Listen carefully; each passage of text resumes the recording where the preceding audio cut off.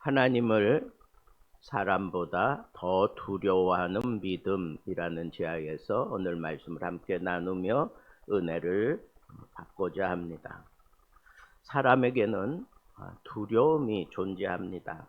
직장에서 상사의 눈치를 보고 사업하는 사람은 거래처의 반응에 따라 두려움이 생기기도 합니다. 정치인은 여론을 두려워하고 학생은 친구들의 평가를 두려워하는 시대를 살아가고 있고, 목회자도 마찬가지입니다. 성도들의 반응을 두려워할 수밖에 없습니다.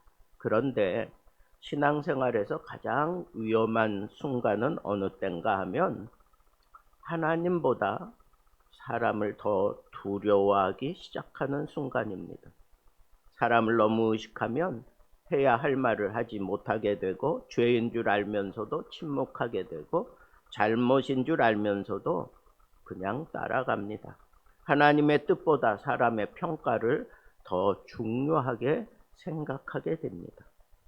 오늘 우리가 읽은 본문 아모스가 활동하던 그 시대의 분위기가 그렇습니다.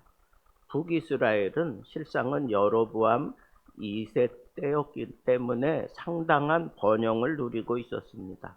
왕권은 아주 강했고 종교 체제도 유지되고 있었고, 그 화려한 사회 한가운데서 평소에 보지 못했던 한 사람이 갑자기 등장해서 하나님의 말씀이라고 하면서 외치기 시작했습니다. 그 사람이 바로 아모스였습니다. 그리고 권력 중심에 있던 그 당시의 제사장 아마샤가 아모스를 찾아오게 됩니다. 성견자야, 너는 유다 땅으로 도망하여 거기에서나 예언하고 다시는 베델에서 예언하지 말라. 너는 이 이스라엘 사람 아니니까 네 고향으로 돌아가라, 그런 얘기예요. 아마샤의 이 말은 아주 굉장한 협박입니다. 입 다물어라, 그렇지 않으면 큰일을 당할 것이다 라고 엄포를 놓는 거죠. 그런데 하나님의 사람이라면 하나님의 말씀을 맡은 사람이라는 의식 때문에 침묵할 수 없습니다. 오늘 본문 14절 15절을 보면 나는 선지자도 아니고 선지자의 아들도 아니고 나는 목자고 뽕나무를 지배하는 자로다. 그러나 여호와께서 나를 양떼를 따르는 데에서 나를 데려다가 가서 내 백성 이스라엘에게 예언하라 하셨나니, 그렇게 얘기를 하고 있어요. 자신을 대단한 사람으로 포장하지 않았어요. 나는 굉장한 선지자다, 나는 선지자의 가정이다 라고 얘기하지 않았어요. 오히려 나는 목자였다, 나는 뽕나무를 재배하는 사람이었다, 그렇게 얘기를 했어요. 그런데 그 다음 말이 아주 중요한 거예요. 여호와께서 나를 데려다가, 아모스의 담대함은 바로 여기에 있었던 것입니다. 하나님께서 나를 보내셨다라고 하는 확신 말합니다. 이것이 중요합니다. 내가 내 이름으로 말하면 사람의 반응을 살펴야 하지만 하나님께서 내게 맡기신 말씀이기 때문에 나는 사람의 반응은 살펴보지 않는다는 거예요. 이 말씀을 그대로 말씀대로 전하면 된다는 거예요. 여러분, 하나님이 보내셨다고 하는 확신을 가진 자들은 두려워하지 않아요. 그러나 모세는 처음에 두려워했어요. 예레미야도 자기가 어리다고 그렇게 표현하며 두려움을 가졌습니다. 이사야도 자신의 입술이 부정하다고 고백했습니다. 베드로도 자신이 죄인이라고 내 곁을 떠나라고까지 얘기했습니다. 그러나 하나님께서 그 사람들을 부르시고 보내셨습니다. 하나님께서 보내실 때에는 사람의 약점보다 하나님의 능력이 그들 속에 머물러 있을 때 보내는 겁니다. 하나님께서 맡기신 일을 할 때 자기 능력을 보지 않아요. 내가 할 수 있는가 생각하지 않습니다. 그냥 하나님께서 내게 무엇을 맡기셨는가만 생각하고 그대로 그 말씀을 전하는 겁니다. 아마샤는 권력을 의지했지만 아모스는 하나님의 권위를 의지했습니다. 아마샤는 북이스라엘의 제사장이었습니다. 종교적인 권위를 가지고 있고 왕에게 이렇게 보고할 정도로 그는 아주 권력의 중심에 있었습니다. 아모스가 왕을 모반하니 나라가 그의 모든 말을 감당할 수 없나이다. 여기 이 아마샤가 왕에게 얘기하면서 왕을 모반했다라고 그렇게 표현을 해요. 왕에게 반역하는 이 사람을 그냥 둘 수 없다. 이게 좀 과장된 이야기인지 모르지만 온 나라가 그의 말을 감당할 수 없다라고까지 얘기를 했습니다. 아모스의 말이 자신의 종교적 체계와 왕권에게 위협되었기 때문에 이런 얘기를 했겠지요. 여기서 두 사람의 차이가 드러나는 겁니다. 아마샤는 왕이 어떻게 생각할까? 아모스는 하나님이 무엇이라고 말씀하셨는가? 이 차이가 그들의 믿음의 본질의 차이였던 것입니다. 하나님을 두려워한다는 것은 사람을 무시하라는 뜻은 아닙니다. 하나님을 두려워한다고 해서 사람을 무시하거나 무례하게 행동하지 않아야 합니다. 오히려 하나님을 두려워하는 사람이라면 사람을 귀하게 여길 줄 알아야 합니다.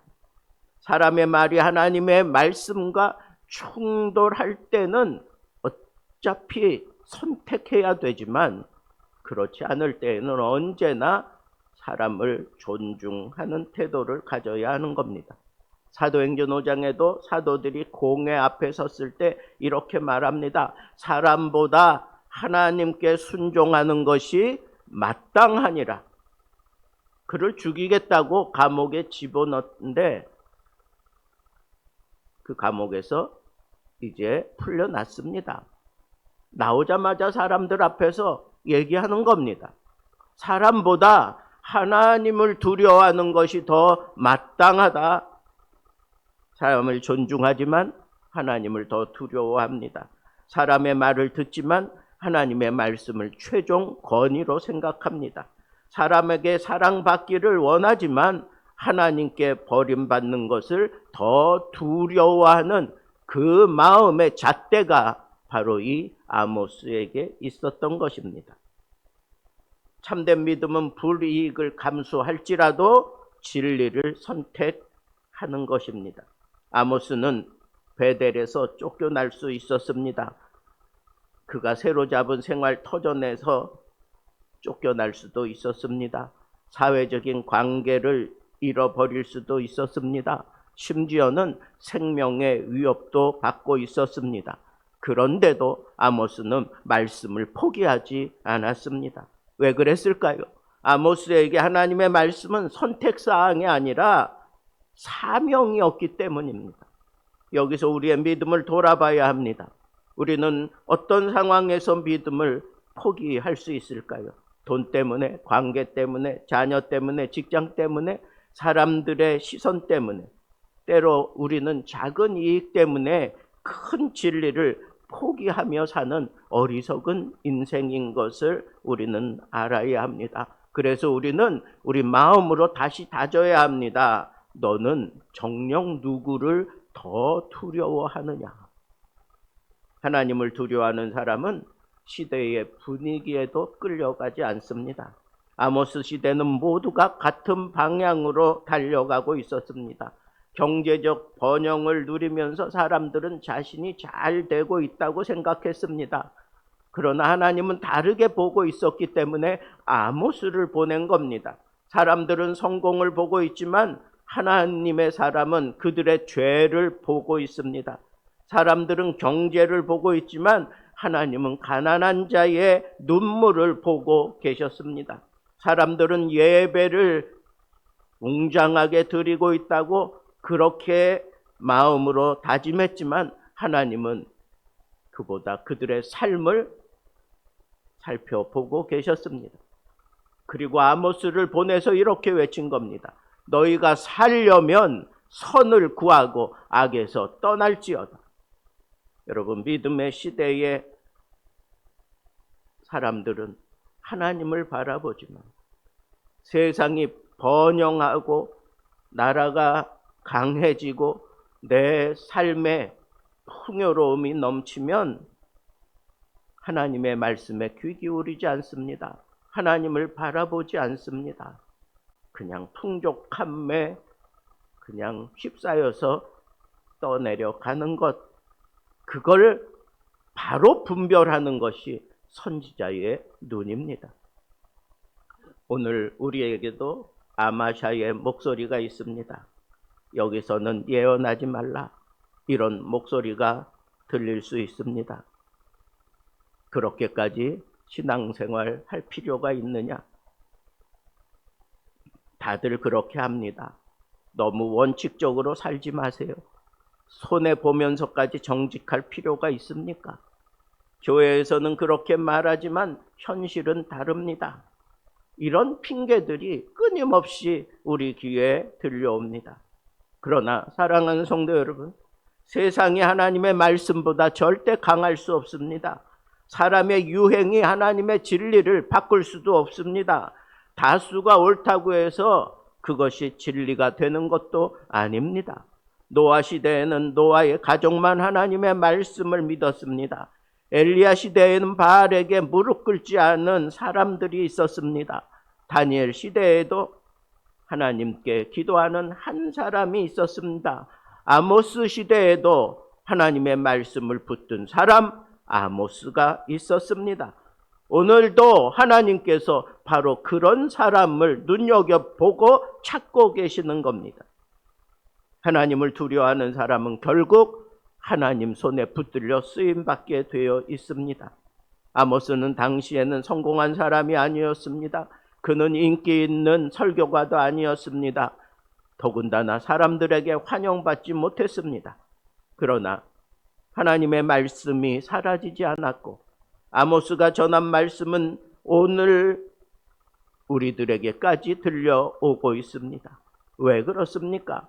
사람에게 인정받는 것보다 하나님께 인정받는 것이 중요하다는 이 사실을 우리에게 반증하고 있습니다.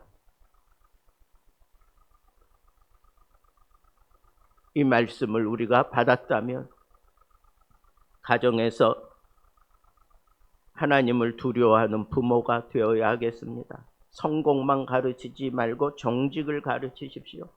좋은 대학보다 하나님 사랑하는 것을 가르쳐야 합니다. 많이 가지는 것보다 바르게 사는 것을 가르치는 부모가 권위 있는 겁니다. 직장에서 부당한 일을 거절할 용기가 필요합니다. 손해를 보더라도 거짓말하지 않아야 합니다. 다른 사람을 밟고 올라가 성공하는 어리석은 모습을 포기해야 합니다. 하나님께서 보고 계신다는 사실을 꼭 명심해야 합니다. 교회에서 사람의 인기를 따르지 말고 하나님의 생각을 먼저 생각해야 합니다. 사람의 숫자나 재정이나 외형만 보지 말고 우리가 정말 하나님의 말씀대로 살고 있는가를 판단할 줄 알아야 합니다. 개인 생활에서 매일 이렇게 기도했으면 좋겠습니다. 하나님, 사람들이 나를 어떻게 평가하는지보다 하나님께서 나를 어떻게 보시는지를 더 중요하게 생각하고 행동하게 하옵소서. 이 기도가 우리의 믿음을 강하게 할 것입니다. 말씀을 맺겠습니다. 사람을 두려워하지 말고 하나님을 두려워하십시다.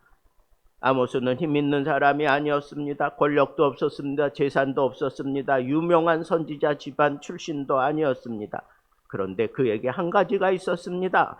하나님께서 나를 보내셨다라고 하는 확신입니다. 그 확신이 왕 앞에서도 흔들리지 않게 했고 제사장 앞에서도 물러서지 않았습니다. 오늘 하나님께서 우리에게 말씀하십니다. 사람을 두려워하지 말라. 사람의 말보다 하나님을 붙드십시오. 사람의 평가보다 하나님의 평가를 중요하게 여기십시오. 당장의 손해보다 영원한 상급을 바라보고 세상의 박수보다 하나님의 인정을 구해야 합니다. 사람을 두려워하면 사람의 종이 되지만 하나님을 두려워하면 하나님의 사람이 되는 겁니다. 아모스처럼 평범한 사람이라도 하나님께 붙들리면 시대를 향해 하나님의 말씀을 전하는 사람이 될 수 있습니다. 그러기에 오늘도 그렇게 살아가야 합니다. 주님, 사람들이 무엇이라고 하든 하나님의 말씀을 붙들겠습니다. 손해보더라도 진리를 선택하겠습니다. 사람보다 하나님을 더 두려워하겠습니다. 이 고백이야말로 우리의 믿음이 더 크게 그리고 강하게 되는 것을 부채질하는 것입니다. 하나님께서 우리를 통하여 이 시대에 다시 말씀하시기를 원하는 그 하나님의 간절함을 우리는 날마다 느끼며 살아야 합니다. 그런 사람들이라면 마땅히 사람보다 하나님을 두려워하는 마음으로 하나님의 말씀을, 내게 주어진 이 사명을 꿋꿋하게 지키며 이 세대를 당당하게 살아가야 할 것입니다. 이 믿음을 가지고 오늘 하루도, 아니 천국 가는 그날까지 당당한 믿음의 길을 걷게 되기를 우리 주님의 이름으로 축복합니다.